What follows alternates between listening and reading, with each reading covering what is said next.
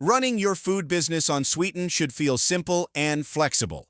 That's why setting your weekly pickup schedule is only a few taps away. Start by heading to your Profile tab, then tap on Edit Weekly Pickup Schedule. First, make sure your pickup address is correct. This is where your customers will come to get their orders. Add pickup instructions to help them find you easily, whether it's ring the doorbell or look for the blue gate.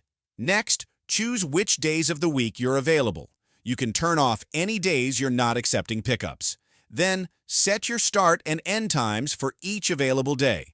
Only want pickups from 4 to 6 p.m.? You got it. Once you're done, hit Save. This makes it easy for customers to see when you're available and helps you stay in control of your time. Whether you bake on weekends or cook full-time, Sweeten works around your schedule. Set it up once and get back to doing what you love.